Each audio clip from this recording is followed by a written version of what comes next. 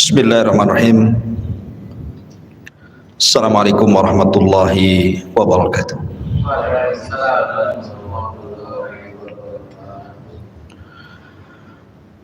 Alhamdulillah. Wassalatu wassalamu ala Rasulillah wa ala alihi wa sahbihi wa mawalah wa la hawla wa la quwata illa billahi wa ba'du.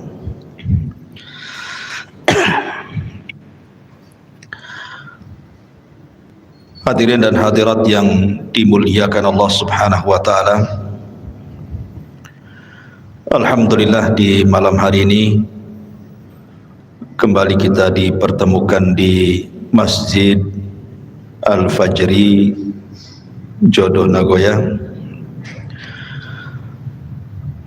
Salat dan salam kita hadiahkan kepada Rasul kita Nabi besar Muhammad sallallahu alaihi wa ala alihi wasallam. Pembahasan di malam hari ini biasa kita mengkaji sirah. Mungkin malam ini kita akan mengkaji tema lain biar tidak bosan. Tema ini cukup menegangkan karena bicara tentang perkara gaib. Saya beri judul kondisi manusia saat dibangkitkan oleh Allah pada hari kiamat. Ma'asyiral muslimin yang dimuliakan Allah Subhanahu wa taala. Kita tahu bahwa salah satu yang wajib diimani adalah beriman dengan adanya hari akhir. Dan hari akhir itu ada arkannya, ada rukun-rukunnya. Dan rukun-rukun hari akhir itu terdapat 5 perkara yang harus diyakini. Yang pertama, kematian. Wajib diimani, karena kita pasti mati. Yang kedua, alam barzah. Harus diyakini. Kemudian yang ketiga, alam mahsyar, bahwa kita akan dibangkitkan oleh Allah Subhanahu wa taala dan dikumpulkan. Kemudian yang keempat, hisab, balasan. Dan yang terakhir adalah al-jaza, kesudahan daripada manusia. Apakah dia layak masuk surga ataukah tidak layak masuk surga. Itulah gambaran beriman dengan hari akhir. Ma'asyiral muslimin yang dimuliakan Allah Subhanahu wa taala. Kita tahu bahwa ketika diutusnya Nabi sallallahu alaihi wasallam menjadi nabi dan rasul,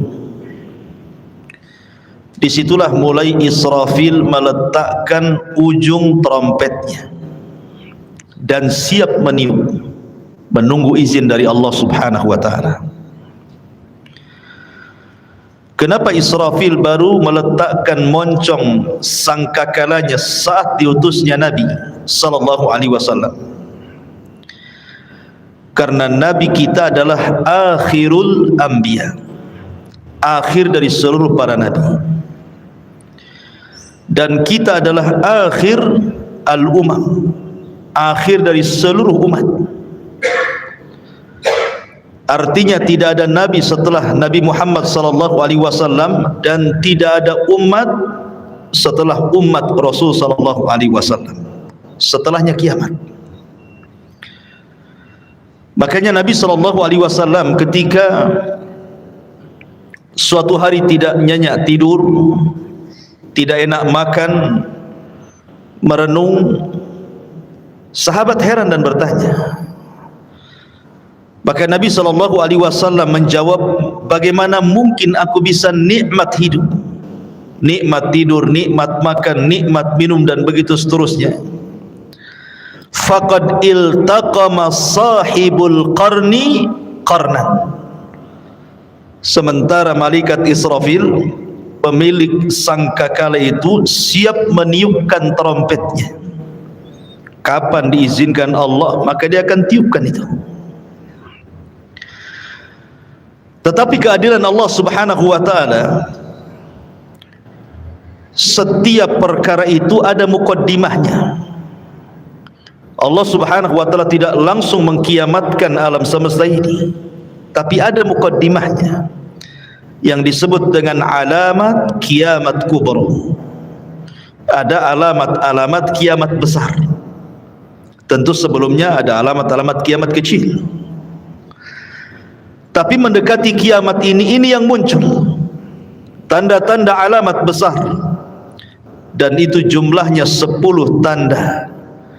Kalau terjadi 10 tanda ini, maka habislah alam semesta. Secara ringkas, yang pertama munculnya Dajjal. Kemudian yang kedua, turunnya Isa ibn Maryam. Kemudian yang ketiga, munculnya Ya'juj wa Ma'juj. Ini 3 alamat pertama. Kemudian 3 alamat pertengahan, munculnya dukhan.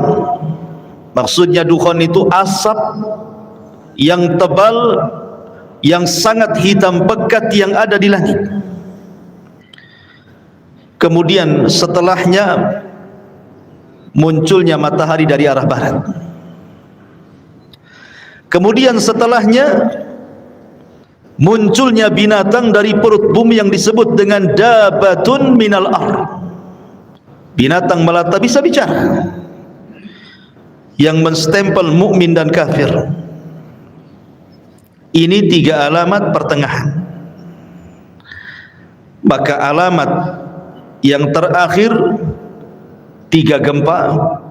Gempa dari arah barat, gempa dari arah timur, dan gempa di Jazirah Arab, dan ditutup dengan api yang menggiring manusia dari Aden Yaman, dikumpulkan di Syam. Disitulah kiamat dibangkitkan. Inilah 10 tanda kiamat besar. Orang-orang yang beriman tidak akan merasakan tentang adanya kiamat besar, karena orang-orang yang beriman itu sebelum Israfil meniupkan sangkakalanya sudah diwafatkan oleh Allah Subhanahu wa ta'ala dengan cara dikirim angin yang sangat-sangat dingin, kemudian menerpa setiap ketiak orang yang beriman walaupun punya iman sebiji zarah, maka akan wafat dengan angin itu. Sehingga tidak ada yang hidup kala itu kecuali orang yang paling jahat, yang paling buruk, yang paling kafir, yang paling syirik kepada Allah Subhanahu wa ta'ala. Nabi SAW bersabda, la taqumus sa'ah illa ala syiraril khalqi. Tidak akan tegak hari kiamat kecuali tegak kepada manusia yang paling buruk yang ada di permukaan bumi. Ma'asyiral muslimin yang dimuliakan Allah Subhanahu wa ta'ala, ketika Allah Subhanahu wa ta'ala izinkan Israfil untuk meniupkan sangkakalanya, maka apa yang terjadi? Al-qari'atu mal qari'ah. Wa ma adraka mal qari'ah? Yauma yakunun nasu kal farashil mabthus. Al-qari'ah itu adalah suara yang keluar dari trompet moncong sangkakala yang ditiup Israfil. Itulah al-qari'ah, diambil dari al-qar', suara yang bisa memecahkan gendang-gendang manusia, dan suara yang bisa mewafatkan semua manusia yang hidup kali itu. Maka sekali tiupan, dan itu menunjukkan kemurkaan Allah Subhanahu wa ta'ala, karena tidaklah mungkin Allah menghancur-hancurkan alam semesta kecuali karena kemurkaannya. Maka kiamat itu karena kemurkaan Allah Subhanahu wa ta'ala. Maka disitulah kita lihat dalam ayat-ayat Al-Quran, di mana wa idzan nujumun tasharat, bintang dijatuh-jatuhkan, wa idzal biharu fujirat, kemudian lautan ditumpah-tumpahkan airnya, kemudian wa idza zulzilatil ardu zilzalaha, kemudian bumi digempa-gempakan. Ma'asyiral muslimin yang dimuliakan Allah Azza wa Jalla, Anda bisa bayangkan ketika terjadi tsunami Aceh, itu hanya sebagian kecil laut yang ngamuk gitu ya, yang marah karena kemarahan Allah Subhanahu wa taala. Dalam hitungan menit bisa menghancurkan bangunan dan melenyapkan banyak nyawa. Itu baru sebagian kecil laut. Ketika terjadi gempa di Jogja, dalam hitungan menit bangunan-bangunan roboh menimpa manusia, bangunan hancur, jiwa-jiwa melayang, dan begitu seterusnya. Begitu juga peristiwa gempa di Lombok, dan saya saksikan sendiri karena saya ke sana. Satu kabupaten rata dengan tanah. Ma'asyiral muslimin yang dimuliakan Allah Azza wa Jalla, ini bagian kecil dari bumi. Bagaimana karena Allah Subhanahu wa taala mengatakan idza zulzilatil ardu zilzalaha. Allah Subhanahu wa taala mengidhafahkan zilzal kepada ha, zilzalaha. Allah tidak katakan zilzalan. Kalau zilzalan artinya sekali gempa, boleh jadi di sini gempa, di situ tidak gempa. Tapi ketika zilzal kemudian diidhafahkan kepada ha yang kembali kata ganti ini kepada bumi, artinya satu bumi gempa. Kalau sudah satu bumi gempa, mau lari kemana? Kalau gempa di Batam bisa lari ke Tanjung Pinang, gempa di Tanjung Pinang bisa lari ke Medan, kan gitu. Tapi kalau di Medan gempa, Tanjung Pinang gempa, Batam gempa, semua daerah gempa, lah mau lari kemana? Maka saat itu tidak ada yang bisa lari, karena di mana-mana gempa. Ya. Ma'asyiral muslimin yang muliakan Allah Subhanahu wa taala, sampai pada waktunya Allah Subhanahu wa taala mewafatkan semua manusia, semua jin, bahkan semua malaikat. Bahkan malaikat maut Allah wafatkan juga. Ketika malaikat maut ditanya, man baki, siapa yang tersisa dari malaikat yang hidup?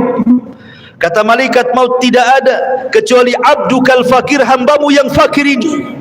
Maka Allah mengatakan, maut, mati kamu. Sampai malaikat pencabut nyawa pun mati. Ketika itulah Allah Subhanahu wa taala menggulung langit dan mengepal bumi. Dan Allah Subhanahu wa taala berfirman, limanil mulkul yaum, limanil mulkul yaum. Kalian tahu sekarang siapa yang berkuasa? Kalian tahu sekarang siapa yang berkuasa? Tidak ada yang jawab, karena tidak ada yang hidup masalahnya. Tidak manusia, tidak jin, tidak malaikat. Makanya Allah Subhanahu wa taala menjawab sendiri, lillahil wahidil qahar. Kekuasaan itu hanya milik zat yang satu, dialah zat yang maha perkasa lagi kuat, Allah Subhanahu wa taala. Ma'asyiral muslimin yang dimuliakan Allah Subhanahu wa taala, Abi Hurairah radhiyallahu an pernah ditanya tentang jarak tiupan sangkakala pertama dengan sangkakala kedua itu berapa waktunya. Maka Abu Hurairah radhiyallahu an mengatakan arba'un, 40. Sahabat bertanya, apakah 40 tahun wahai Abu Hurairah? Fa'abaitu, aku enggan menjawabnya. Apakah 40 bulan? Fa'abaitu, aku enggan menjawabnya. Apakah 40 minggu? Fa'abaitu, aku pun enggan menjawabnya. Apakah 40 hari? Fa'abaitu, aku pun enggan menjawabnya. Pokoknya di angka 40. Bisa 40 hari, bisa 40 minggu, bisa 40 bulan, bisa 40 tahun, wallahu a'lam. Tetapi disitulah Allah Subhanahu wa taala menghancurkan alam semesta sehancur-hancurnya. Ketika Allah Subhanahu wa taala menghancurkan sampai bumi yang kita pijak ini Allah hancurkan, Allah berfirman, yauma tubaddalul ardu ghairal ardi. Ketika Allah Subhanahu wa taala ganti bumi yang kita pijak dengan bumi yang lain. Maknanya Ada sebagian ahli tafsir mengatakan maksudnya mengganti bumi dengan bumi yang lain itu zatnya, artinya keseluruhan bumi. Allah hancurkan dulu, baru Allah hamparkan. Ada juga yang mengatakan sifatnya. Tapi yang jelas bahwa bumi yang kita pijak ini menurut pendapat yang kuat wallahu alam dalam bentuk bulat, nanti pada hari kiamat sudah tidak bulat lagi, tetapi Allah hamparkan sebagaimana Allah mengatakan wal ardu muddat wa alqat ma fiha wa takhallat. Dan ketika itu bumi dihamparkan dengan bentuk yang sangat putih bersih dan seolah-olah tidak pernah ada orang maksiat di atasnya. Ma'asyiral muslimin yang dimuliakan Allah Subhanahu wa taala, disinilah manusia akan dibangkitkan dengan tiupan sangkakala Israfil yang kedua. Ikhwan, ketika kiamat dibangkitkan, tidak ada satu jasad manusia kecuali Allah hancurkan. Bagaimana Allah Subhanahu wa taala bisa membangkitkan dari jasad yang dihancurkan? Ternyata Allah Subhanahu wa taala tidak menghancurkan semua jasad saat kiamat dibangkitkan. Bahkan dari Adam alaihi salatu wassalam yang dikubur lebih dulu dibandingkan kita dan seluruh anak keturunannya, yang jumlah mereka tidak ada yang tahu kecuali Allah. Berapalah jumlah yang hidup di permukaan bumi sekarang, ikhwan, dibandingkan orang yang ada di kuburan? Tentu lebih banyak mereka.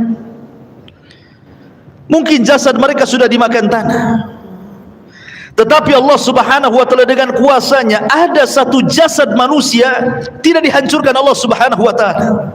Bagaimanapun caranya. Apa itu?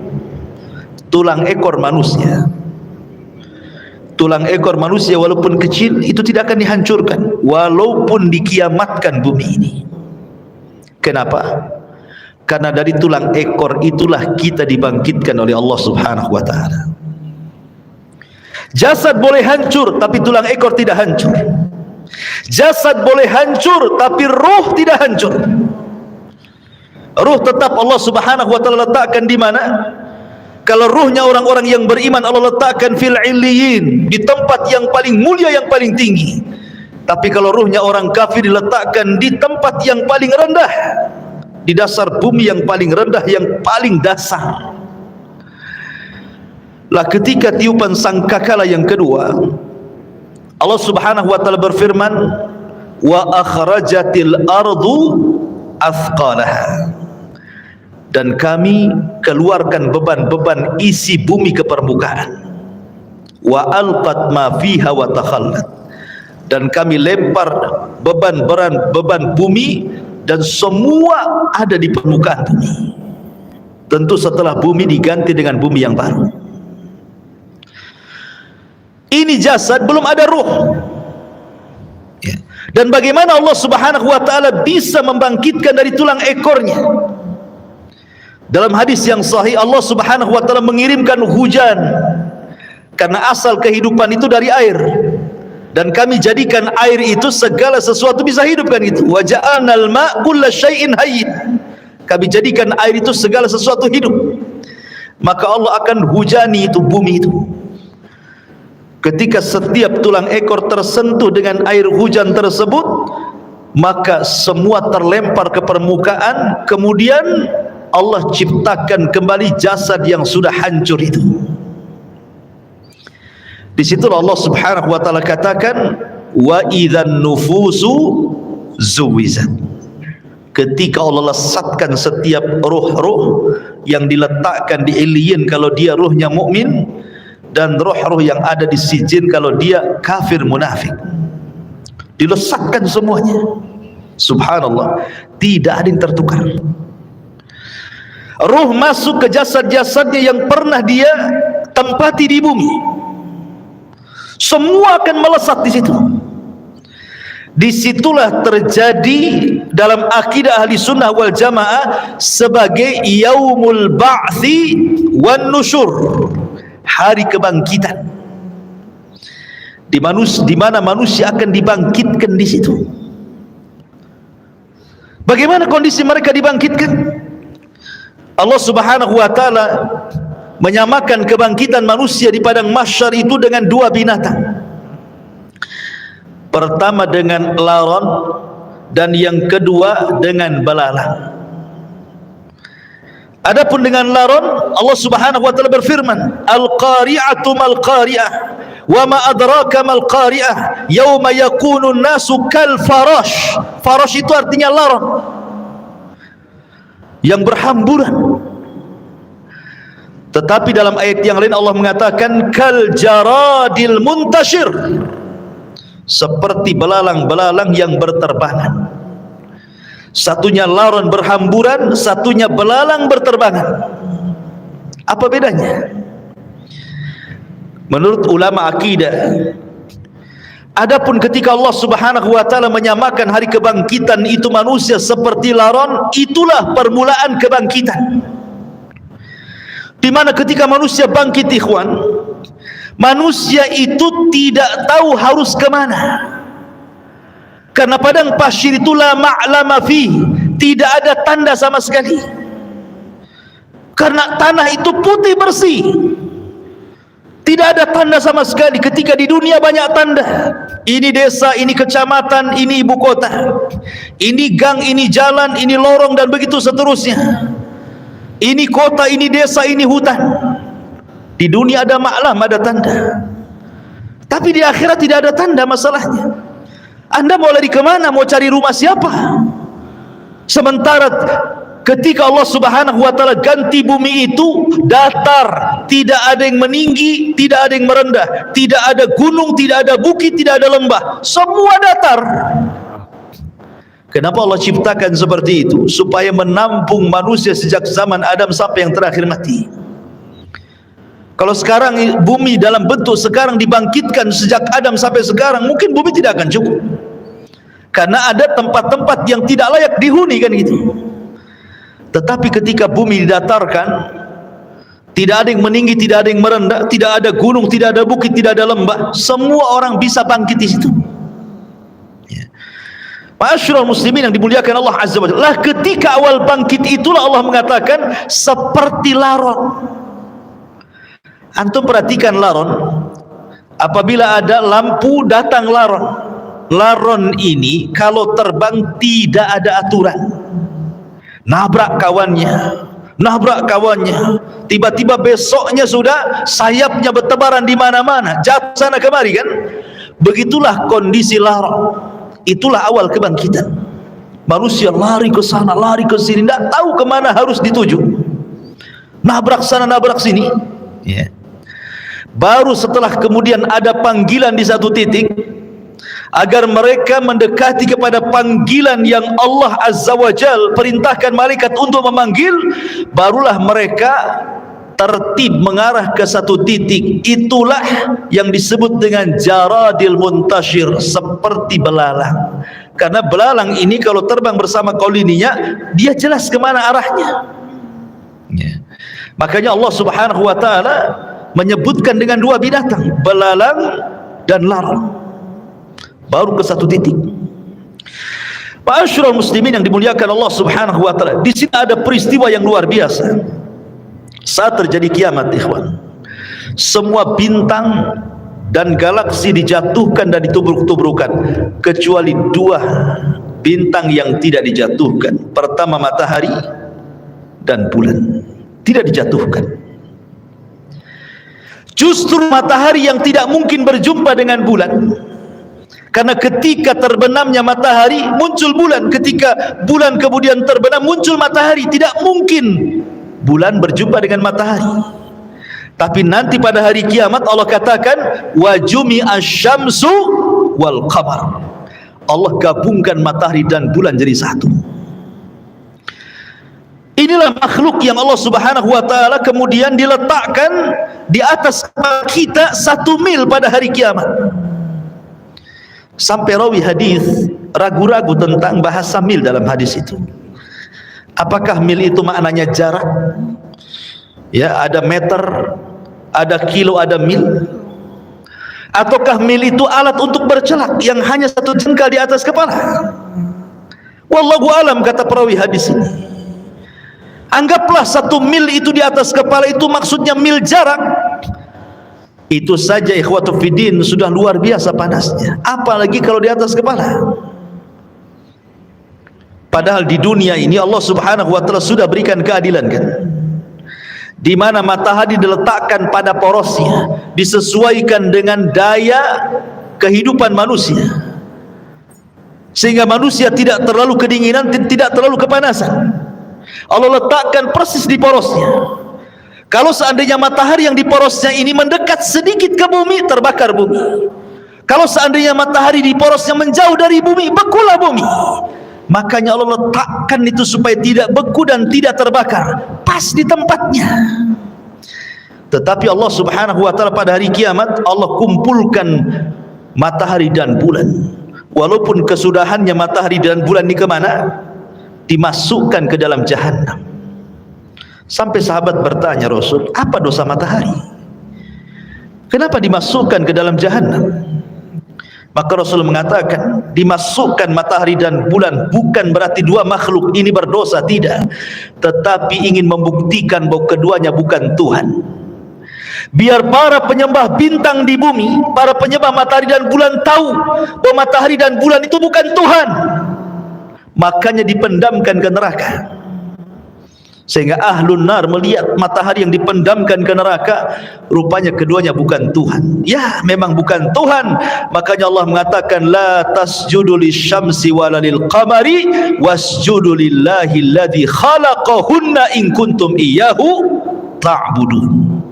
Jangan sujud kepada matahari dan bulan, tapi sujudlah kepada yang menciptakan keduanya kalau kalian betul-betul beribadah kepada Allah Azza wa Jalla. Ma'asyiral muslimin yang dimuliakan Allah Subhanahu wa taala.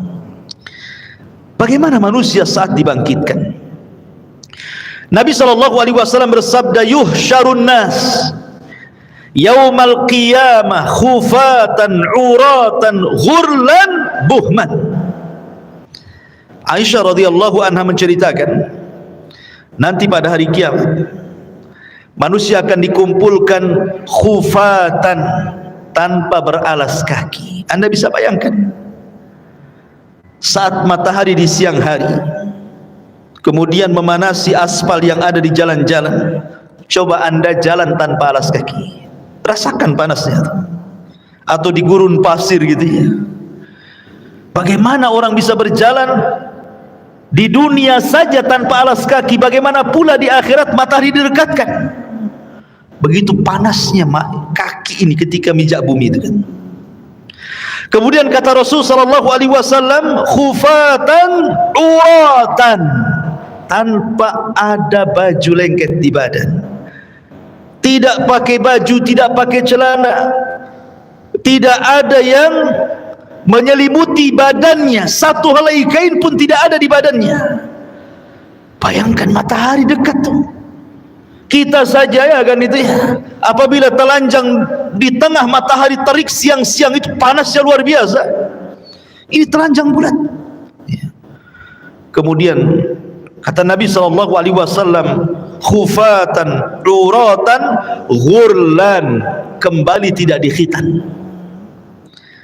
Waktu kita dikhitan, kita dibuang kulit, kemaluan, kemudian entah berantah kulit itu.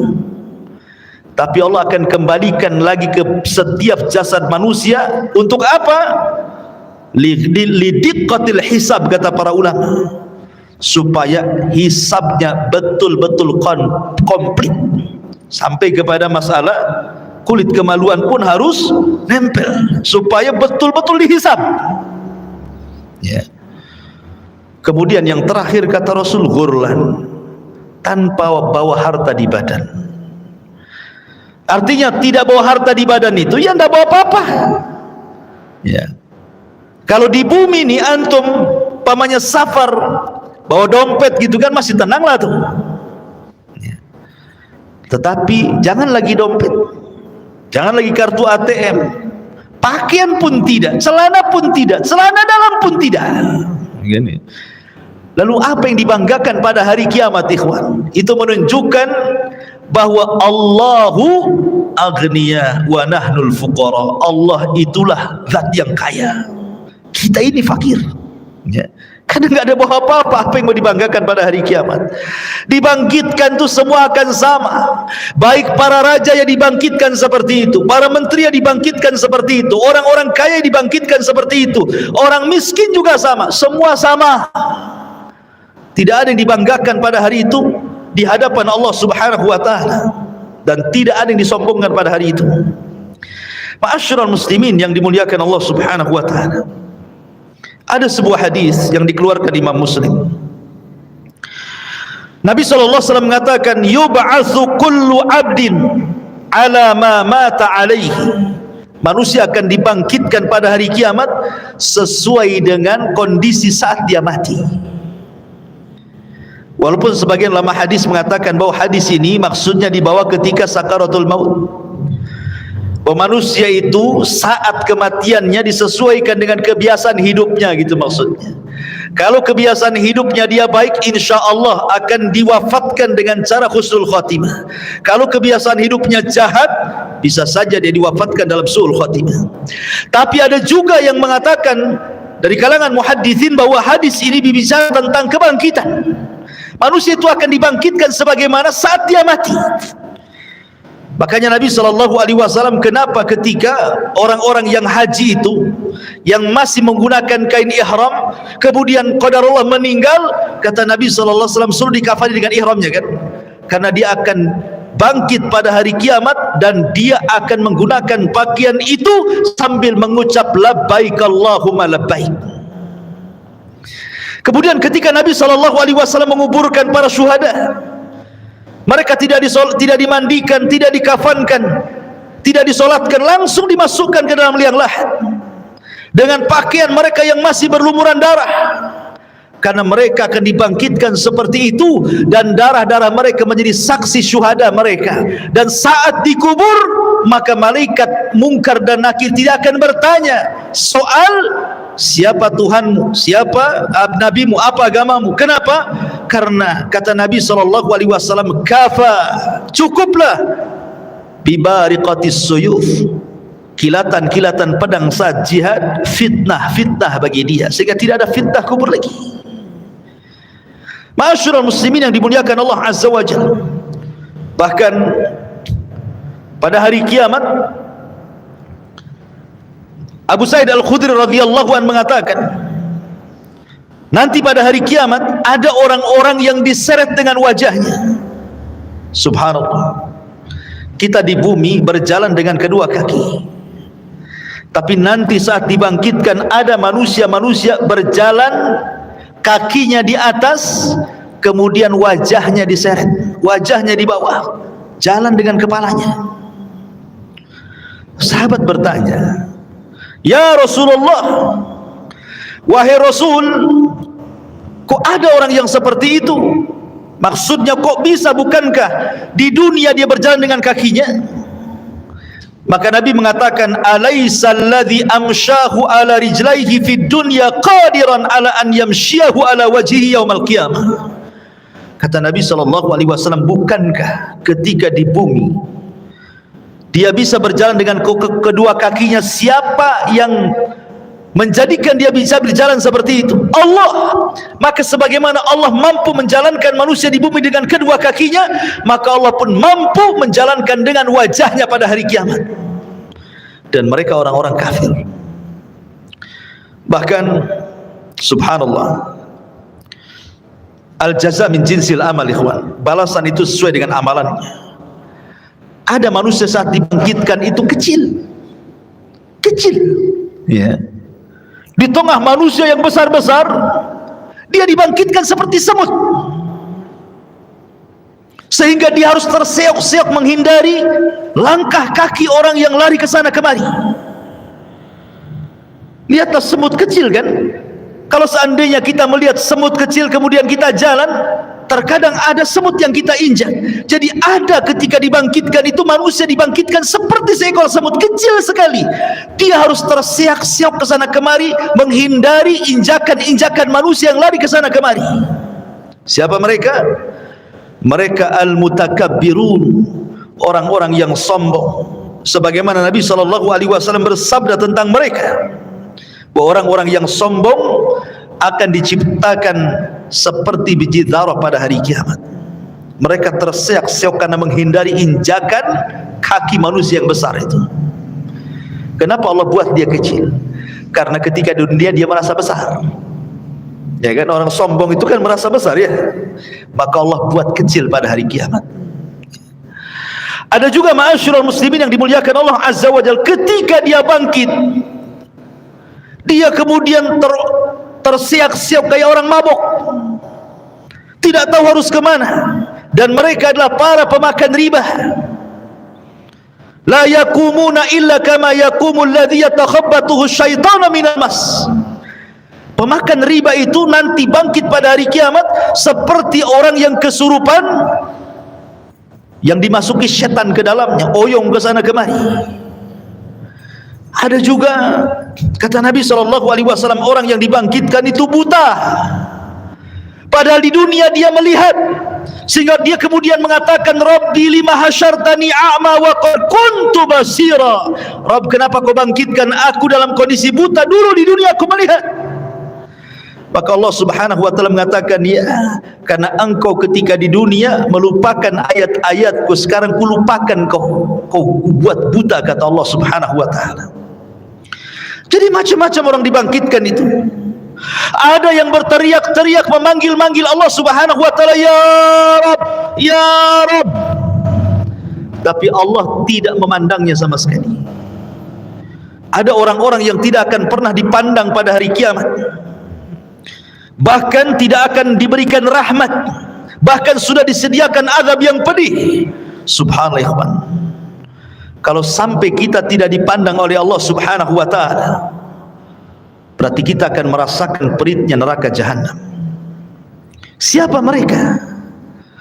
Kata Nabi SAW, salasatun la yukallimuhumullahu yawmal qiyamah wa la yuzakkihim wa la yanzuru ilaihim wa lahum adzabun alim. 3 orang tidak akan diajak bicara pada hari kiamat, tidak akan disucikan, tidak akan dilihat, bahkan azab sudah menunggu mereka. Pertama, syekhun zani, sudah tua tapi suka berzina, menunjukkan akhlaknya buruk. Kemudian yang kedua, malikun kadzab, raja pendusta, penguasa para pendusta, mendustakan rakyatnya. Wa'ilun mustakbir, sudah miskin sombong pula dia. Kemudian juga Rasul mengatakan, salasatun la yukallimuhumullahu yaumal qiyamah. Ada juga orang-orang yang tidak akan diajak bicara oleh Allah Subhanahu wa taala, tidak akan disucikan, tidak akan dilihat, bagi mereka azab yang pedih. Al-musbil, orang yang melembrehkan pakaiannya di bawah mata kaki. Al-mannan, orang yang suka mengadu domba ke sana kemari. Al-munfik sil'atahu bil hanifil kadhib, seorang pedagang untuk melariskan dagangannya berdusta dengan sumpah kepada Allah Azza wa Jalla. Mereka tidak akan diajak bicara, mereka tidak akan dilihat oleh Allah Subhanahu wa taala. Termasuk juga rajulun ata rajulan au imra'atun fi duburi, atau seseorang laki-laki yang melakukan homoseksual, tidak akan diajak bicara, tidak akan disucikan, tidak akan dilihat oleh Allah. Atau seorang laki-laki yang berhubungan lewat dubur istrinya, tidak akan diajak bicara, tidak akan disucikan, bahkan tidak akan dilihat oleh Allah Subhanahu wa taala. Termasuk juga imra'atun la tashkuru li zawjiha, istri yang tidak pernah bersyukur kepada suaminya. Istri yang tidak pernah bersyukur kepada suaminya, apabila suaminya mendatangkan banyak kebaikan, hanya satu kesalahan dia bisa mengatakan engkau tidak pernah berbuat baik. Bersyukur kepada suaminya. La yanzurullah ila imra'atin la tashkuru li zawjiha, Allah tidak akan melihat kepada seorang wanita yang tidak pernah syukur kepada suaminya. Jadi ada orang-orang yang tidak akan dilihat Allah. Dia panggil-panggil ya Rabb, ya Rabb, Allah tidak peduli dengan orang itu. Bahaya ikhwan, kalau sampai tidak dilihat oleh Allah Subhanahu wa taala. Lah ketika itu ma'asyiral muslimin, maka Allah Subhanahu wa taala mulai pisah-pisahkan manusia itu. Awalnya kan berkumpul tuh jadi satu. Sejak zaman Adam sampai yang terakhir mati terkena trompet sangkakala Israfil, dibangkitkan semuanya. Di situ masih kumpul para nabi, para syuhada, para siddiqin, para salihin, orang awamnya, dari mulai zaman Adam sampai yang terakhir masih satu di padang mahsyar itu. Baru Allah pisah-pisahkan di situ. Apa kata Allah Subhanahu wa taala? Kata Allah Subhanahu wa taala, "Hei, siapa yang di antara kalian ketika di dunia menjadi para pemimpin yang adil, keluar kalian kemari, berdirilah di bawah arsy Allah Subhanahu wa taala, kalian mendapatkan naungan." Kemudian dia panggil lagi, "Hei orang-orang yang ketika di dunia hatinya terikat dengan masjid, kemari keluar dari situ. Di sini kalian mendapatkan naungan dari arsy Allah Subhanahu wa taala." Kemudian dipanggil lagi, "Hai orang-orang yang ketika di dunia suka berinfak sampai tangan kirinya tidak tahu diinfakkan tangan kanannya, sedekahus sir. Kemari keluar. Kamu harus bergabung di sini. Kau mendapatkan naungan arsy Allah Subhanahu wa taala." Kemudian juga dipanggil yang lainnya, "Wahai anak muda yang ketika di dunia menjaga kehormatannya, tidak mau berzina karena takut kepada Allah, keluar, gabung di sana. Di sana kau mendapatkan naungan arsy Allah Subhanahu wa taala." Termasuk kalian yang saling mencinta karena Allah, membenci karena Allah, keluar, gabunglah kau di situ. Itulah yang disabdakan Nabi sallallahu alaihi wasallam, "Sab'atun yudhilluhumullahu fi dhillihi yauma la dhilla illa dhilluh." 7 orang yang akan mendapatkan naungan di hari yang tidak ada naungan kecuali naungan Allah Subhanahu wa taala. Mereka akan dikeluarkan, ya, akan dikelompokkan sesuai dengan amalan mereka, gitu maksudnya. Termasuk ahli sedekah, karena sedekah itu as-sadaqatu, bahwa sedekah itu akan mendapatkan naungan pada hari kiamat. Ma'asyiral muslimin yang dimuliakan Allah Subhanahu wa taala, lalu berapa waktu mereka harus tinggal di padang mahsyar itu? Ulama mengatakan bahwa mereka akan tinggal di padang mahsyar itu 50 alfasana, 50.000 tahun. Tentu 50.000 tahun ini berlaku kepada orang-orang kafir, berlaku kepada orang-orang munafik dan orang-orang mujrim. Tapi orang-orang yang beriman tidak. Hisab mereka cepat. Kenapa? Karena usianya juga pendek. Kata Nabi sallallahu alaihi wasallam, "A'maru ummati baina sittina wa sab'in." Usia umatku itu berkisar 60 sampai 70 tahun saja. Karena usianya pendek, hisabnya pun cepat. Tapi kalau umat dulu kan usianya lama-lama, sehingga hisabnya juga lama. Makanya orang-orang yang beriman, mereka akan tinggal di padang mahsyar itu cuman setengah hari, tapi setengah harinya kehidupan akhirat. Berapa setengah harinya kehidupan akhirat? Allah mengatakan, "Inna yauman inda rabbika ka alfi sanatin mimma ta'udun." Satu hari kehidupan akhirat bila dibandingkan dengan kehidupan dunia sama dengan 1000 tahun. Berarti setengah harinya 500 tahun. Jadi orang-orang yang beriman akan tinggal 500 tahun saja. Sementara orang kafir akan tinggal 50.000 tahun kehidupan akhirat, tinggal dikali 1000 tahun kehidupan dunia. Berapa lama mereka harus tinggal di situ, ikhwan? Begitulah Allah Subhanahu wa taala hendak mengadili mereka seadil-adilnya. Ma'asyiral muslimin yang dimuliakan Allah Azza wa Jalla. Jadi manusia itu dibangkitkan dengan berbagai macam gaya. Makanya Allah mengatakan ashtatan liyurau a'malakum. Ashtat, ya, ashtat itu artinya bangkitnya macam-macam. Ya, tadi ada yang buta, ada yang oleng gitu ya, ada yang kepalanya di atas, kepalanya di bawah, kakinya di atas gitu ya, ada yang kemudian pincang jalannya, macam-macam orang itu dibangkitkan.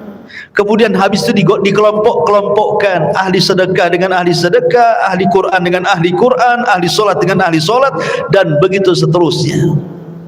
Ma'asyiral muslimin yang dimuliakan Allah Azza wa Jalla, disinilah banyak peristiwa yang akan dilalui. Apa saja peristiwa setelah kematian itu?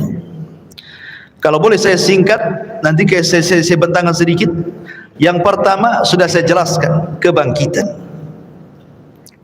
Yang kedua, hasyar, pengumpulan manusia di padang mahsyar. Kemudian yang ketiga, al-haud, telaga. Manusia akan minum dari telaga. Kemudian yang keempat, syafa'atul uzma. Orang meminta syafaat kepada para nabi. Kemudian yang kelima, dimulai hisab. Kemudian yang keenam, barulah kemudian diterbangkan catatan. Baru ada yang mengambil dengan tangan kanan, tangan kiri dan di belakang punggungnya. Kemudian yang nomor 7, barulah ada mizan, timbangan. Kemudian yang nomor 8, barulah kemudian jahanam didatangkan, kemudian jembatan diletakkan di bawah jahanam. Di atas jahanam, bawahnya jahanam, itulah titian siratal mustaqim. Jisrun mamdudun fawqa jahannam. Sebuah titian, bawahnya jahanam. Kemudian manusia akan lewat di titian itu. Kemudian yang nomor berapa? 9. Manusia akan kumpul di kontor. Disinilah akan terjadi kisos. Tapi kisosnya sesama orang yang beriman. Tapi kalau kisosnya sesama orang kafir sebelum titian siratal mustaqim. Baru setelah di kontor, barulah mereka akan berjubel di pintu-pintu surga. Baru setelah itu, tidak ada yang bisa membuka pintu surga kecuali Nabi SAW. Baik, kita urai sedikit. Tadi sudah jelaskan, yang pertama hari kebangkitan, manusia dibangkitkan, kemudian dikumpulkan. Ketika manusia tertidur dan cukup lama, kemudian terbangun, pasti yang Anda rasakan akan merasakan haus yang luar biasa. Iya kan? Kalau tidur lama gitu kan, bangun pasti pengen minum. Seperti Anda juga pengen minum. Itu ya. Bismillah, minum dulu. Masya Allah. Jadi ketika mereka kehausan ini, maka mereka mencari air. Setiap para nabi Allah Subhanahu wa taala sudah berikan telaga. Likullin nabi haudun. Setiap nabi diberikan telaga. Dan telaga yang paling besarlah telaga Nabi kita Muhammad sallallahu alaihi wasallam. Maka umat Rasul sudah diarahkan ke masing-masing nabinya. Termasuk kita umat Islam diarahkan kepada telaga nabi kita. Telaganya sangat besar. Airnya putih, lebih putih dibandingkan susu, kata Rasul. Lebih manis dibandingkan madu. Dan satu kali minuman tidak akan haus selamanya. Dan tidak akan rebutan karena gelasnya sejumlah bintang yang ada di langit, kata Nabi. Dan orang yang pertama dibolehkan minum, merekalah orang-orang Ansar dari kalangan sahabat Nabi sallallahu alaihi wasallam. Lah kenapa tidak muhajirin? Bukankah muhajirin adalah as-sabiqunal awwalun? Mereka lah yang awal-awal masuk Islam, baru kemudian Ansar kan itu.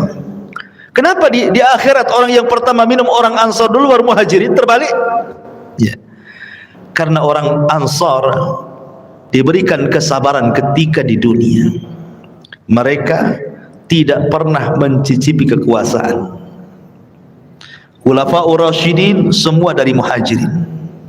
Abu Bakar muhajirin, Umar muhajirin, Uthman muhajirin, Ali muhajirin, Hasan bin Ali muhajirin. Ganti ke kekuasaan kerajaan. Raja yang pertama Muawiyah ibn Abi Sufyan muhajirin. Runtuhnya Bani Umayyah, berdiri Bani Abbasiyah, semua dari Mekah muhajirin. Semua kekuasaan itu dari muhajirin. Orang Ansar itu tidak pernah jadi raja. Mereka jadi rakyat. Makanya kata Nabi SAW, sabarlah kalian. Kalian akan mendapatkan nanti raja-raja yang zalim. Boleh jadi mungkin yang menguasai kalian itu raja-raja zalim. tapi kesabaran kalian akan mendapatkan hasil sampai kalian menemui aku di mana? Di telagaku, kata Nabi. Makanya mereka orang yang pertama minum, orang-orang Ansar atau penduduk Yaman yang awal-awal masuk Islam, baik dari kalangan manusia atau kalangan jinnya. Ya. Baru setelah itu Muhajirin, baru setelah itu para ulama, baru setelah itu umumnya umat Rasul, sampai yang terakhir datang sekelompok umat Rasul hendak minum. Tiba-tiba dihalau para malaikat, tidak boleh. Nabi SAW kasihan dan mengatakan, ummati itu umatku, biarkan wahai malaikat, biar dia minum. Tapi kemudian Rasul diberitakan bahwa mereka tidak layak minum. Kenapa? Ya Muhammad, innaka la tadri ma ahdatsu ba'daka, innahum ghayyaru wa baddalu. Wahai Muhammad, engkau tidak tahu apa yang terjadi sepeninggalmu. Mereka itu sudah merubah ajaran-ajaranmu. Mereka itu sudah menjauhi sunnah-sunnahmu. Mereka tidak layak minum dari telagamu. Makanya ulama mengatakan orang yang tidak akan minum dari telaga Rasul, pertama orang murtad, tidak akan minum. Yang kedua orang munafik, tidak akan minum.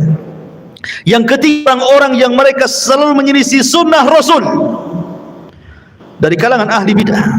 Kemudian yang keempat, para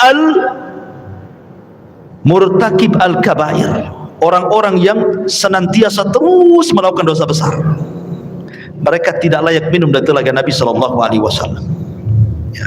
Padahal ikhwan, meminum dari telaga Rasul itulah yang menentukan nasib kita saat di padang mahsyar. Karena ketika matahari didekatkan, kita merasa haus. Sementara Rasul mengatakan siapa yang meminum satu teguk saja dia tidak akan haus selamanya, kan? Artinya bisa meringankan beban saat matahari didekatkan sebenarnya. Ya. Baru setelah kemudian mereka minum, ada yang minum, ada yang tidak. Kemudian mereka berkumpul lagi di padang mahsyar, dibiarkan oleh Allah Subhanahu wa ta'ala. Dengan matahari didekatkan, kemudian keringat dicucurkan, sampai-sampai keringatnya membanjiri, sampai kalau seandainya ada perahu dijalankan, perahu bisa jalan di keringatnya. Karena ada yang tenggelam selutut, ada yang tenggelam sepusat, ada yang tenggelam sedada, ada yang tenggelam setelinga, ada yang tenggelam betul-betul dengan keringatnya, sesuai dengan amalannya. Ya. Ma'asyiral muslimin, ini menakutkan karena kumpulnya mereka saja sudah menakutkan. Kenapa menakutkan? Karena ketika di kuburan saja mereka sudah takut. Kan kalau orang-orang yang beriman masuk kuburan itu dibentangkan surga, ya kan? Ketika dia sanggup menjawab pertanyaan malaikat, siapa Tuhanmu? Allah. Siapa Nabimu Muhammad? Apa agamamu? Islam. Allah akan mengatakan dari langit, an sadaqa abdi, hambaku telah benar. Kalau begitu, bentangkan pintu dari sorga, hantarkan makanan, hantarkan minuman, hantarkan pakaian, hembuskan angin dari sorga supaya wangi kuburannya. Dan itu artinya dia bisa melihat sorga di kuburan. Tapi orang kafir, munafik dan ahli dosa, ketika dia tidak sanggup menjawab apa kata Allah, sempitkan kuburan sesempit-sempitnya, kan itu. Kemudian bentangkan neraka di hadapannya. Makanya ketika kemudian terjadi hari kiamat, mereka sudah melihat neraka saat di kuburan tuh. Makanya mereka sudah ketakutan luar biasa. Dari situlah akhirnya kemudian ketika Allah biarkan saja di padang mahsyar seperti itu, mulailah orang-orang berakal di antara mereka datang kepada Adam. Ya Adam, anta abul bashar, kau ini bapak manusia. Isfa' lana ila rabbik, mintalah syafaat kepada Rabbmu. Ala tara ila ma nahnu fi, tidakkah kau iba kepada kami, lihat kondisi kami. Tapi Adam mengatakan tidak bisa, karena aku sudah pernah melakukan maksiat sehingga Allah murka, dan kemurkaannya tidak pernah terjadi sebelum dan sesudahnya. Sebaiknya kau kenuh saja, datang kepadamu. Sama juga jawabannya. Kata Nuh, sebaiknya kau datang kepada Ibrahim. Sama pula jawabannya. Tidak bisa juga. Kata Ibrahim, sebaiknya kau datang kepada Nabi Musa. Musa pun sama. Bahkan kata Musa, sebaiknya datang kepada Isa. Jadi antara Adam, Nuh, Ibrahim, Musa, Isa, semua mengatakan nafsi, nafsi, urus diri kalian, katanya. Kata Isa bin Maryam, sebaiknya kalian datang kepada Muhammad sallallahu alaihi wasallam. Maka mereka datang kepada Rasulullah. Baru Nabi SAW tidak menolak permintaannya dan mengatakan, ana laha, kan ku coba kata Rasul. Maka Nabi SAW berangkat sendiri, kemudian mendekati arsy Allah, kemudian sujud di bawah arsy dengan sujud yang sangat lama. Kemudian Allah datang dan mengatakan, irfa ra'saka ya Muhammad. Kata Allah Subhanahu wa taala, angkat kepalamu wahai Muhammad. Sal qul tusma, sal tu'ta, ishfa tushaffa. Katakan kau didengar, minta kau diberi, mintalah syafaat, ku beri kau syafaat, kata Allah.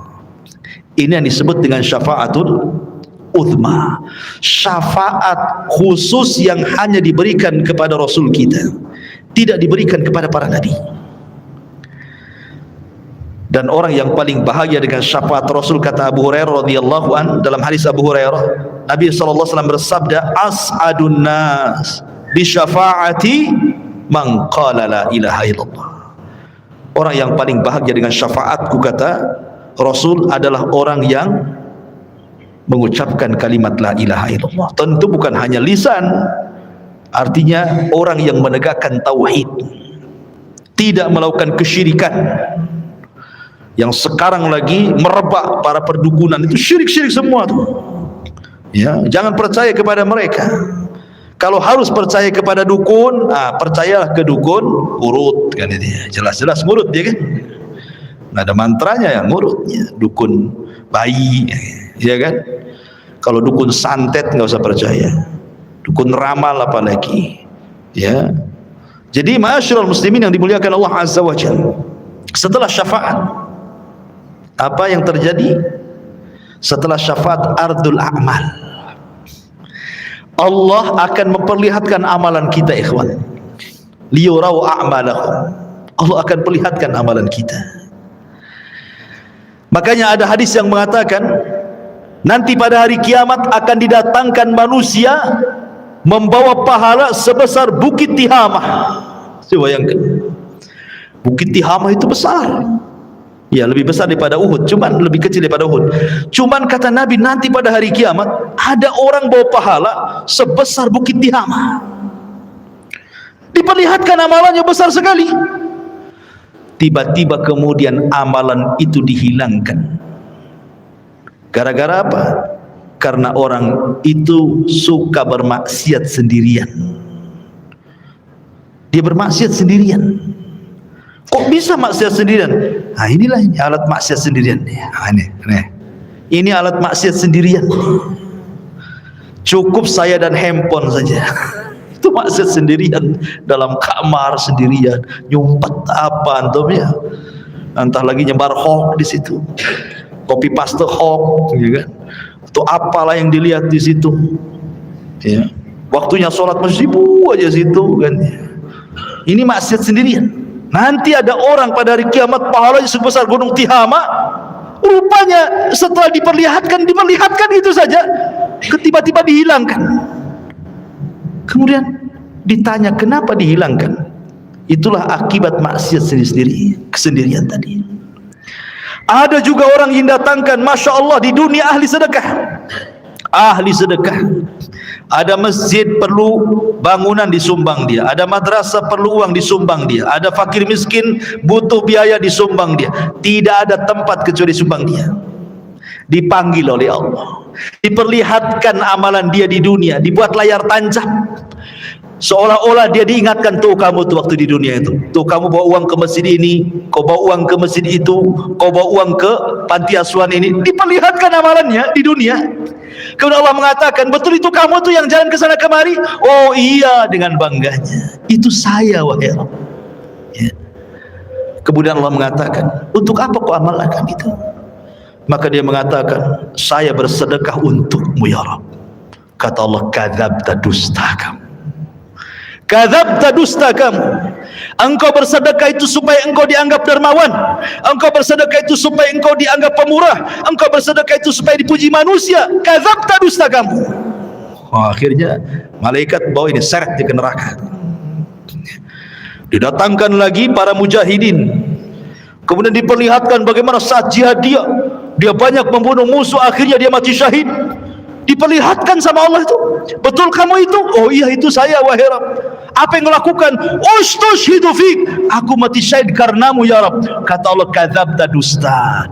Itu bukan. Kau ini perang hanya supaya orang menganggap kau pahlawan saja, kau pemberani, supaya dikenang orang. Tidak. Kadzabta, dusta kamu. Seret, masukkan dia ke neraka. Didatangkan lagi orang pakar Quran, alim bil Quran, sehari-harinya dia baca Quran, dia ajarkan Al-Quran, dia baca Quran, dia tegak kepada Allah dengan Al-Quran. Diperlihatkan, betul kamu itu yang semalaman salat dengan membaca Al-Quran? Oh iya, itu saya wahai Rabb, katanya. Untuk apa kau lakukan? Oh, qara'tu fikal Quran, aku baca Quran untukmu ya Rabb. Kadzabta, dusta kamu membaca Quran itu supaya manusia menganggap kau qari, ahli pakar Quran, hebat dalam Quran, dan begitu seterusnya. Kadzabta, dusta kamu. Seret ke neraka. Jadi ada orang-orang yang diperlihatkan amalannya, itu disebut ardul a'mal namanya. Baru setelah ardul a'mal masuk pada perkara hisab. Ikhwan, hisab ini mencakup pertama orang kafir, kedua orang munafik, ketiga orang yang beriman. Adapun orang kafir ada yang mengatakan tidak dihisab. Apa yang mau dihisab? Amalannya sudah lebur-lebur. Makanya Allah mengatakan a'maluhum karamadin istaddat bihi, amal mereka sudah habis, ludas di dunia saja nggak diterima. Lalu apa yang mau dihisab? Ada yang berpendapat tidak akan dihisab orang kafir, langsung ke jahanam. Tapi ada juga mengatakan tetap dihisab, hanya sekedar formalitas untuk menunjukkan keadilan Allah Subhanahu wa taala. Ya. Orang munafik lebih jahat dibandingkan orang kafir. Maksudnya munafik i'tiqad ya, bukan munafik amal. Apa bedanya munafik i'tiqad dengan amal? Kalau munafik i'tiqad itu zahirnya Islam, hatinya kafir. Jadi dia masuk Islam dengan badannya, keluar dari Islam dengan hatinya. Tapi kalau munafik amal ini masih muslim, dia hanya meniru sifat munafik. Kalau ngomong dusta, kalau janji khianat, itu munafik amal namanya. Beda ya. Dia tidak dikeluarkan dari Islam. Jadi munafik yang dikeluarkan dari Islam itu yang mendohirkan Islam, menyembunyikan kekufuran, seperti orang-orang orientalis dan begitu seterusnya. Ya. Kan ada orang-orang misionaris yang ingin memurtadkan kaum muslimin, pura-pura masuk Islam kan itu ya. Adapun hisabnya orang-orang mukmin ada dua. Ada yang disebut dengan hisaban yasira, mudah hisabnya. Ada yang disebut dengan hisaban asira, sulit hisabnya. Apa bedanya? Kata Nabi SAW, hisab yang mudah itu, orang ini akan ditanya oleh Allah Subhanahu wa taala semua apa yang dilakukan dia di dunia, tetapi dia tidak diwajibkan untuk menjawab, hanya mengiyahkan saja. Betul kamu zina? Iya. Betul kamu rampok? Iya. Betul kamu ini? Iya. Betul kamu itu? Iya. Betul kamu sholat? Iya. Betul kamu puasa? Ya, gitu saja. Ya. Habis itu Allah tutupi aibnya dan Allah ampuni dosanya. Itu hisab yasir, mudah. Tapi hisabnya ada yang sulit. Bagaimana caranya? Ketika dia tanya soal amalannya, dia bantah. Dia membantah Allah. Kamu juri? Enggak. Oh, itu bantah namanya. Korupsi? Enggak. Jadi sehingga harus datangkan saksi. Kata Nabi SAW, manukisha udzib. Siapa yang ketika dihisab ada bantah-bantahan, maka akan diazab orang ini. Ya. Itulah yang disebut hisaban asir, hisab yang sulit. Kalau dia sampai bantah-bantahan, berarti dia mendapatkan hisab yang sulit. Tapi kalau tidak ada bantah-bantahan, dia hanya sekedar ikrar, menetapkan apa yang ia lakukan saja, habis itu Allah tutup dan Allah ampuni, berarti dia mudah hisabnya. Ya. Itulah yang disebut dengan hisab mudah dan hisab sulit. Lah, setelah kemudian manusia dihisab, baru terjadi tatayur suhuf. Suhuf diterbangkan. Disuruh kita mengambil catatan kita masing-masing. Orang-orang yang beriman dengan bangganya dia ngambil dengan tangan kanannya.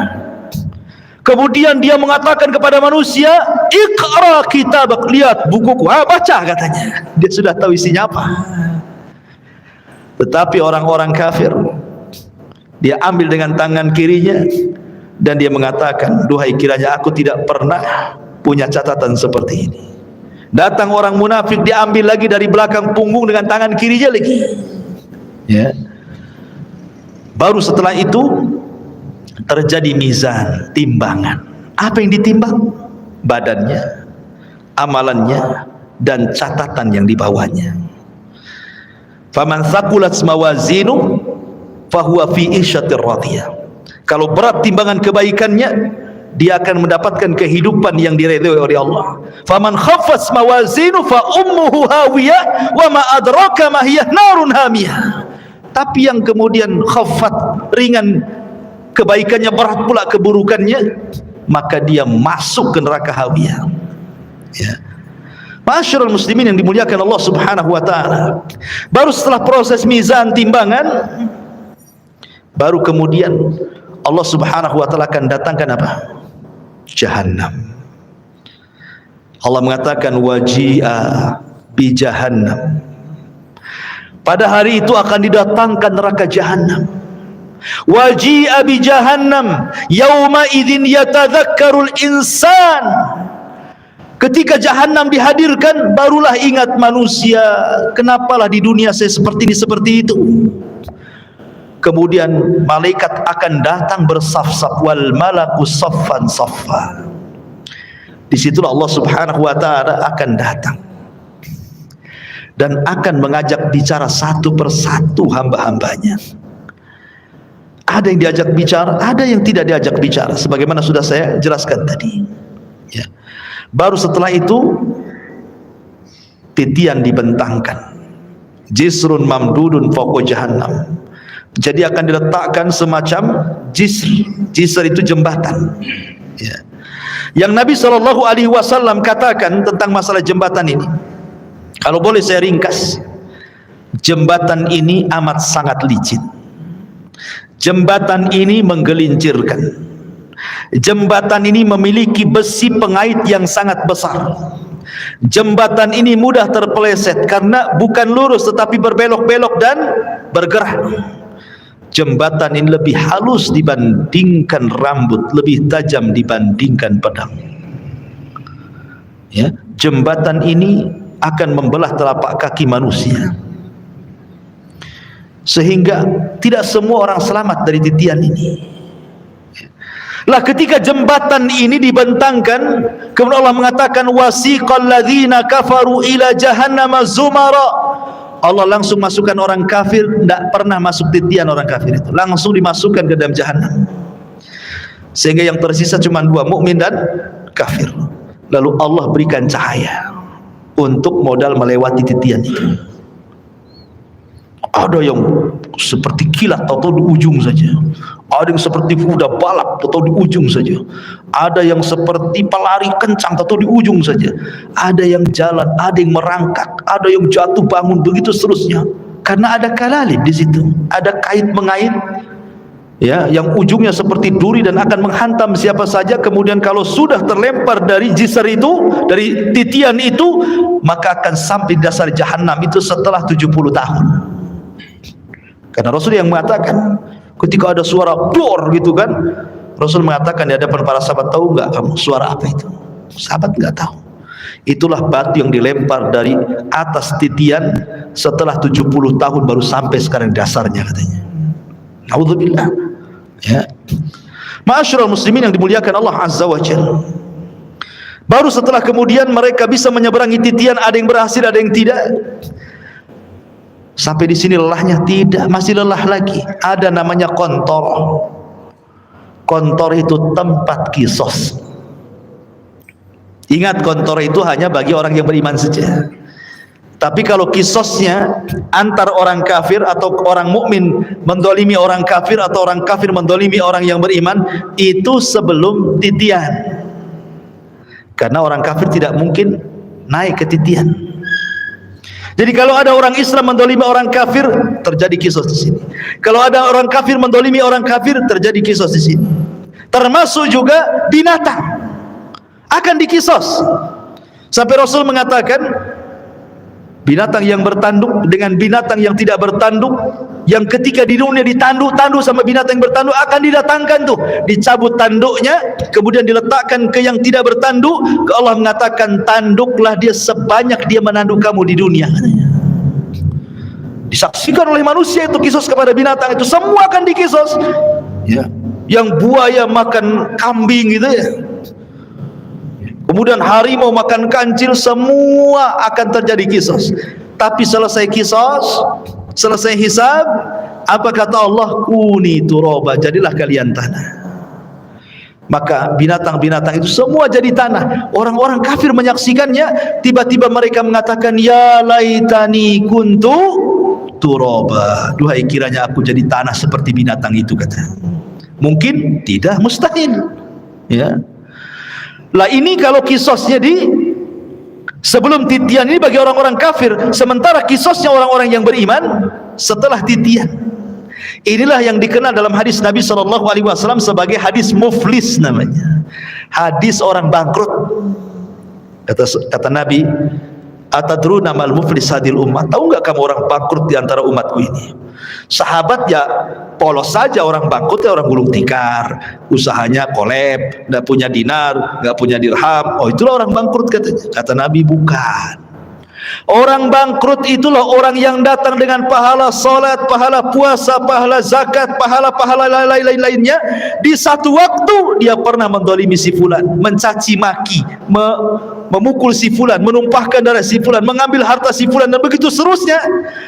Di sini terjadi antara barter pahala dan dosa. Jangan ke situ dulu kamu, sini. Dulu kau memukul saya. Mana pahalamu? Diambil pahalanya. Mau pergi lagi ke pintu surga, tunggu dulu. Dulu kamu mencaci maki saya. Sini pahalamu. Berangkat lagi, tunggu dulu. Dulu kau yang menginjak kaki saya. Tunggu dulu. Akhirnya banyak orang yang minta pahala dia, habis pula pahalanya. Ketika habis pahalanya, masih ada juga. Ingat gak? Dulu kau yang ambil uang saya. Sini pahalanya. Saya tak ada pahala. Tak apa kau tak ada pahala, aku punya dosa, nih dosaku ambil. Begitu kan? Datang lagi. Dulu kau pernah menzalimi saya, mana pahalamu? Tidak punya. Nggak apa-apa, nih dosaku ambil. Bayangkan coba. Makanya Rasul mengatakan orang ini disebut orang bangkrut. Kalau ibarat pedagang itu modal habis, hutang pula numpuk. Orang ini habis pahalanya diberikan orang, dosa pula ditanggung dia, gitu maksudnya ya. Makanya disebut bangkrut orang ini. Kalau masih tersisa pahalanya, ada kesempatan masuk surga. Kalau tidak, dicemplungi lagi lah ke neraka. Di sini terjadi kisos, ikhwan, antar orang yang beriman. Bahkan yang mengeri adalah kisosnya pembunuhan. Karena awal yang pertama dihisab oleh Allah itu, kalau hak manusia adalah masalah darah, ya. Dan itu ketika proses hisab itu, yang pertama kali hak manusia adalah darah. Tapi kalau hak Allah, salat. Yang pertama dihisab kalau hak Allah adalah salat. Tapi kalau hak hamba, masalah darah. Kata Abdullah ibn Abbas radhiyallahu anhu, orang-orang yang dibunuh itu akan membawa kepala, tangan kirinya diambil kepalanya. Jadi dia berjalan tanpa kepala. Walaupun ketika di dunia dibunuhnya bukan dipenggal kepalanya, mungkin diracun, mungkin diceki, mungkin diapa gitu ya, mati. Tapi nanti pada hari kiamat orang-orang yang dibunuh tanpa kepala berjalan menghadap Allah, dan tangan kirinya membawa kepalanya sambil bercucuran darah di lehernya. Kemudian tangan kanannya membawa pembunuhnya dihadapkan kepada Allah. Kemudian dia mengatakan, ya Rabb, sal hadza lima qatalani. Ya Rabb, tanya orang ini, kenapa dia sampai membunuh? Tanya, ya. Karena pembunuhan itu kan sebagaimana sabda Rasul nanti di akhir zaman, al-qatil la yadri fi ma qatal wal maqtul la yadri fi ma qutil. Orang yang membunuh bingung kenapa dia bisa membunuh, orang yang dibunuh lebih bingung lagi kenapa saya bisa dibunuh. Karena dalam Islam itu aturan bunuh membunuh sudah ada, qisas.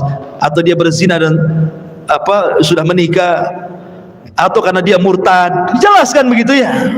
Tapi gara-gara rebutan parkir bunuh-bunuhan, gara-gara waris bunuh-bunuhan, gara-gara masalah sedikit utang piutang bunuh-bunuhan, ini akan terjadi kisos. Dan kisos ini akan diulang. Walaupun di dunia kisos ini berlaku, tetap akan diulang. Karena yang namanya kisos itu belum memuaskan sebuah keadilan, walaupun sesuai dengan syariat Islam. Apalagi tidak sesuai dengan syariat Islam. Yang sesuai dengan syariat Islam saja tidak memenuhi keadilan. Contoh, si A membunuh si B, yang satu preman, yang si B ini orang soleh. Si B ini dia penopang keluarganya, yang satu ini preman. Dibunuhlah orang baik ini, kemudian datang ke mahkamah Islam, diponis kisos, dibunuh premannya, akhirnya sama-sama mati kan. Tapi bagi keluarga belum ada keadilan. Ini yang mati orang baik ya, ketika dia sudah meninggal akhirnya terputuslah nafkah ke keluarganya. Ini yang preman dibunuh lagi, yang keluarganya aja nggak suka dia preman, biarkan aja dia mati kan. Jadi belum memenuhi keadilan kan hati kita ini. Maka di akhirat diulang lagi supaya memenuhi keadilan. Makanya ketika masuk surga, kata Ibnu Utsaimin rahimahullahu taala, wa naza'na ma fi sudurihim min ghillin ikhwana, tidak ada lagi dendam, tidak ada lagi marah ya, tidak ada lagi dendam kesumat, betul-betul dihilangkan dalam hatinya. Karena sudah ada kisah 2 kali kan, ingin menghilangkan dendam kesumatnya. Ketika masuk surga semua jadi satu hati ya. Jadi terjadi kisos tuh. Kembali ke kontora. Setelah kontora itulah adalah pintu-pintu surga. Disitulah manusia berjubel di pintu-pintu surga. Kata Rasul, sayati alaikum zaman kadidu minaz ziham, akan datang waktunya manusia berdesak-desakan di pintu surga. Tidak ada yang bisa membuka pintu surga. Sampai pun Adam tidak bisa membuka pintu surga kecuali Nabi kita Muhammad SAW. Ana awal man aftatihu babal jannah, saya orang yang pertama kali membuka pintu surga. Ketika Rasul buka pintu surga, tiba-tiba ada wanita mau mendahului masuk ke dalam surga ya. Ada perempuan lari mau mendahului Nabi masuk surga. Kata Rasul, tunggu dulu, siapa kamu? Maka wanita yang mengatakan, saya wanita yang merawat banyak anak yatim ya. Dari sini kata para, lihat bagaimana para pengkafil yatim berdua sama masuk ke dalam surga. Itulah yang dinamakan ana wa kafilul yatim fil jannati kahataini. Aku dan para perawat anak yatim itu seperti ini di surga, kata Nabi. Ya kan? Tetapi yang jelas bahwa di sini Rasul yang pertama kali masuk surga ya bukan wanita ini. Cuma dia mau bersama Nabi, mau mendahului Nabi, cuma di stop kan gitu ya. Bagaimanapun yang pertama membuka pintu surga Rasul, yang pertama masuk ke dalam surga pun Nabi sallallahu alaihi wasallam. Adapun kehidupan di surga tentu kehidupan yang luar biasa, karena bagaimanapun Rasul yang mengatakan a'dadtu li ibadis salihin ma la ainun ra'at wa la udhunun sami'at wa la khatara ala qalbi bashar, gitu ya. Aku siapkan di surga itu kenikmatan yang tidak pernah dilihat mata, didengar telinga, terlintas pun tidak. Subhanallah ya. Ma'asyiral muslimin yang dimuliakan Allah Subhanahu wa taala, lah surga itu bertingkat-tingkat. Ada sebuah hadis ketika menjelaskan tentang keutamaan qari'ul Quran, para penghafal Quran atau para penggemar membaca Quran. Kata Nabi sallallahu alaihi wasallam, ini di surga nih, Iqra wartaq warattil kama kunta turattil fid dunya fa inna manzilataka inda akhiri ayatin taqra'uha. Kata Rasul menjelaskan nanti di sorga Allah akan memerintahkan para penghafal Quran atau orang-orang yang gemar membaca Quran, bacalah. Subhanallah, Quran ini bukan hanya dibaca di dunia, di sorga pun dibaca ya. Bacalah, naiklah. Karena nanti ahli sorga itu akan diberikan rop-rop sayap di belakangnya untuk naik ke tingkatan-tingkatan di atas. Naiklah, terbanglah, ya. Dan pelankan bacaanmu, tartilkan bacaan. Sebagaimana kau di dunia mentartilkan bacaan Quran, di sorga pun kau tartilkan. Nanti akhir kedudukanmu di sorga sesuai dengan akhir ayat yang kau baca di dunia, kata Nabi. Kata Ibnu Taimiyah, Syekhul Islam Ibnu Taimiyah, ketika memberikan catatan kepada hadis ini, bahwa tingkatan di sorga itu sejumlah ayat dalam Al-Quran. Berapa ayat dalam Al-Quran itu? 6.500 kurang lebih. Itu jumlah ayat dalam Quran itu 6.500 kurang lebih. Artinya tingkatan di sorga itu ya segitulah jumlahnya, 6.500 kurang lebih. Yang 100 tingkatan disediakan oleh Allah untuk para mujahidin fisabilillah, lebihnya sesuai dengan amalannya. Berarti di sini menunjukkan bahwa sorga itu banyak, 650 lebih, 6.500 tingkatan lebih. Sementara satu sorga itu luasnya selangit dan di sebumi, dan satu tingkatan ke tingkatan berikutnya itu perjalanan 500 tahun. Semakin tinggi sorga, semakin indah tingkatannya. Karena sorga itu sifatnya darajat tangga ke atas. Kalau neraka itu sifatnya darokat, tangga ke bawah makin jelek. Kalau sorga ke atas makin baik, gitu maksudnya. Makanya orang naik lebih lelah dibandingkan orang terjun. Coba lu terjun, tinggal jegur aja kan. Naik, capek sampai ke atas, ya kan? Makanya ke sorga itu perlu tenaga, perlu lelah, perlu letih. Ke neraka tidak perlu.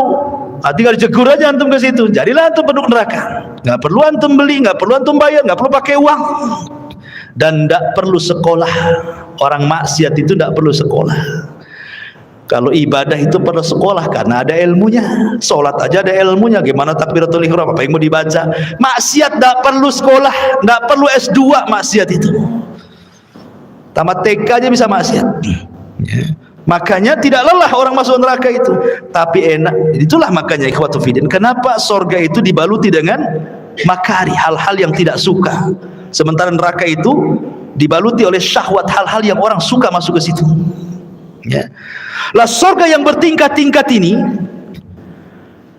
Allah Subhanahu wa taala berikan kepada siapa? Orang-orang yang masuk ke dalam surga sesuai dengan tingkatannya. Bahkan di surga itu minimal satu orang itu mendapatkan 2 istana. Paling sedikit orang yang masuk surga itu dapat 2 istana. Dapat 2 istana. Kalau seandainya di dunia antum dapat 2 rumah di Sukajadi yang paling dalam, yang paling mewah itu, wah udah senang sekali. Tapi sayang rumah di Sukajadi nggak seberapa dibandingkan rumah di surga. Cuman karena nggak kelihatan, makanya malas untuk bangun rumah di surga. Maunya di dunia saja karena nampak gitu ya. Lah jadi paling sedikit orang masuk surga itu, setiap orang mukmin masuk surga minimalnya 2 istana Allah berikan. Kenapa?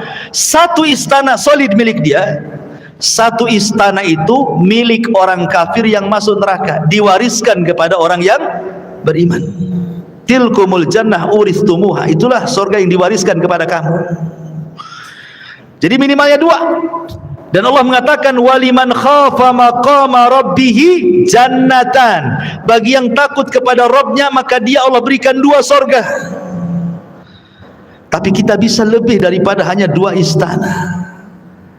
Bahkan setiap hari antum bisa menambah istana itu dengan mudah. Kata Rasul, barang siapa yang membaca qul huwallahu ahad Allahus samad lam yalid walam yulad walam yakul lahu kufuwan ahad 10 kali dalam sehari semalam, banallahu lahu baitan fil jannah. Allah akan bangunkan antum istana di surga tanpa modal. Cukup baca qul hu 10 kali. Modal? Tidak. Modal ngomong saja.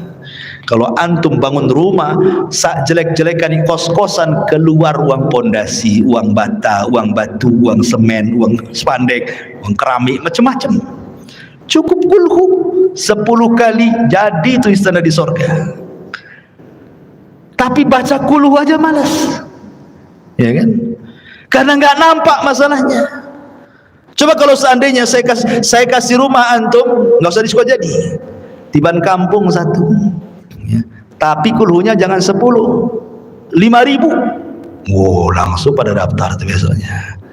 Siap Ustaz, 5.000 kulhu, baca kulhu. Yang penting dapat rumah saya. Itu di dunia ya kan. 5.000 kulhu dia baca loh.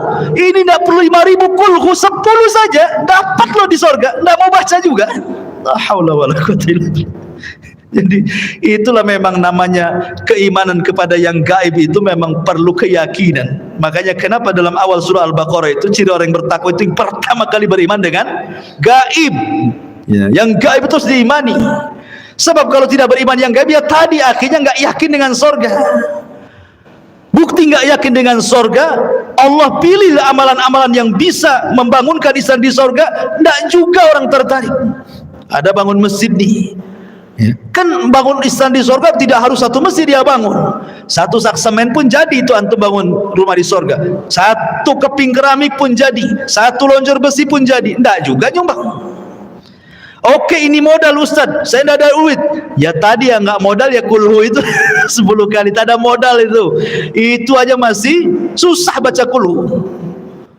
Atau yang nggak modal lagi, ya, sholat duha 12 rakaat kata Rasulullah, banallahu qasran fil jannah. Siapa yang sholat duha 12 rakaat, Allah bangunkan istana di sorga. Nggak juga antum sholat duha, ya. Lalu apa lagi, ya. Masyarul muslimin yang dimuliakan Allah, banyak amalan-amalan nggak modal. Itulah karena kurang yakinnya kita dengan perkara gaib itu. Tapi kalau soal perdukunan yang gaib-gaib yakin tuh. Datang dia, tolong cek tangan saya, nasib saya ini gimana masa depan nih, usaha saya lancar atau enggak nih. Yakin dengan gaib yang satu ini, ya. Masyarul muslimin yang dimuliakan Allah Azza wa Jalla. Jadi surga yang bertingkat-tingkat itu, maka tingkatan tinggi semakin baik semakin baik.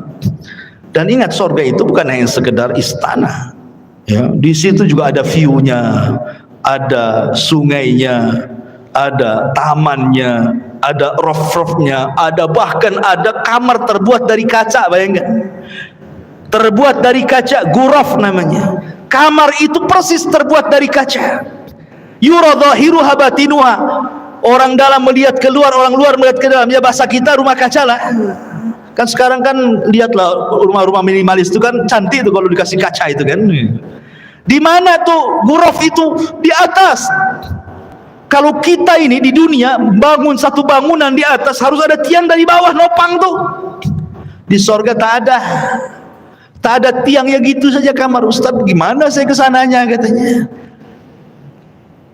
Antum pikir antum di surga kayak apa? Terbang antum ke sana. Ya.